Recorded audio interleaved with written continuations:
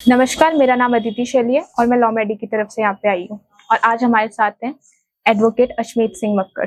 तो सर, मैं आपसे पूछना चाहूँगी कि सबसे पहले तो आप हमारे दर्शकों को अपने बारे में थोड़ा सा बताएं। नमस्कार, मेरा नाम है अशमीत सिंह मक्कड़ और मैं देहरादून का रहने वाला हूँ और देहरादून में ही मैंने अपनी वकालत की पढ़ाई करी IMS लॉ कॉलेज से और उसके बाद मैंने मास्टर्स करा लॉ में, वो भी मैंने देहरादून से ही किया और करेंटली मैं डिस्ट्रिक्ट कोर्ट देहरादून में प्रैक्टिस कर रहा हूँ।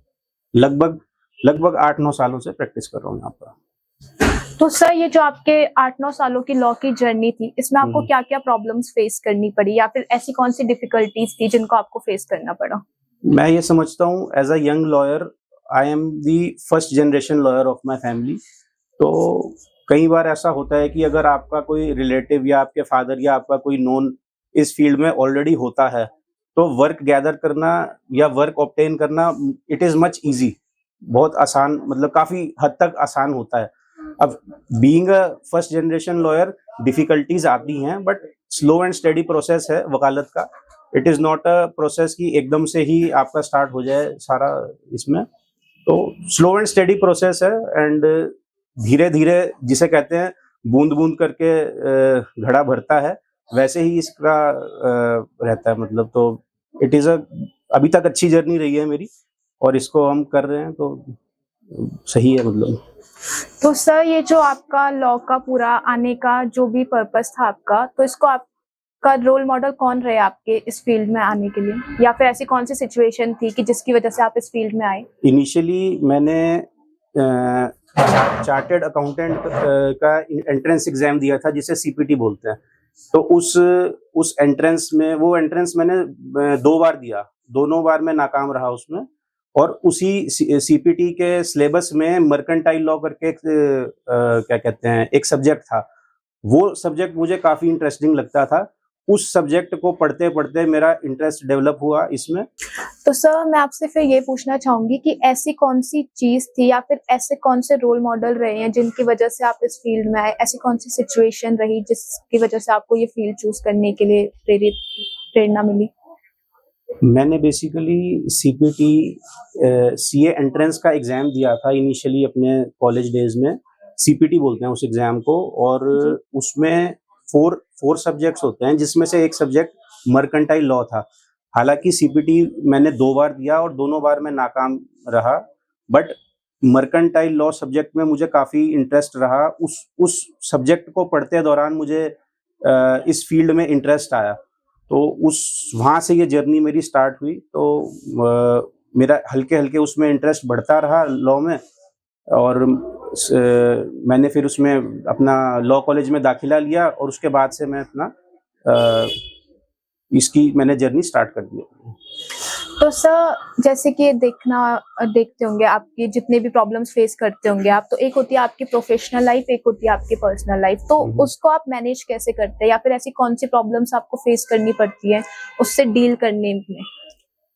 मैं कोर्ट में लगभग 2011 से कोर्ट में आ रहा हूँ और जब तक मेरी शादी नहीं हुई थी तब तक तो मैनेज करना इजी रहता था।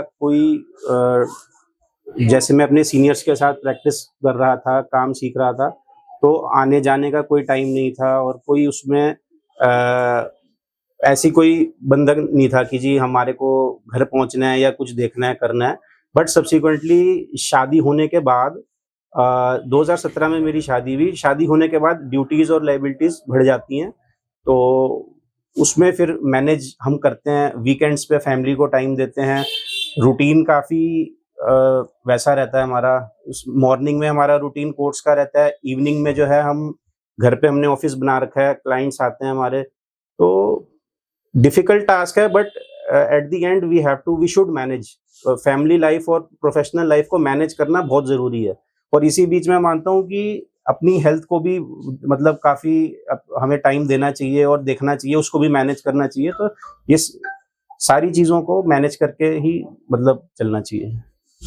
तो सर, मैं आखिरी सवाल या फिर आखिरी में आपसे एक रिक्वेस्ट करना चाहूंगी कि जो हमारी आने वाली जनरेशन है, इस लॉ के फील्ड में जो आने वाली जनरेशन है, उसको आप कुछ एडवाइस या फिर कुछ बात अगर आप कहना चाहेंगे तो? जो कमिंग जनरेशन है लॉ की, लॉ स्टूडेंट्स की, उनसे मैं ये कहना चाहूँगा कि अगर आप कॉरपोरेट फील्ड में जाना चाहते हैं तो कॉरपोरेट फील्ड का अलग रहता है। अगर आप प्रैक्टिस करना चाहते हैं या लिटिगेशन में आना चाहते हैं तो आपको बहुत सब्र से काम लेना पड़ेगा। इमीडिएटली इस फील्ड में पैसा नहीं है।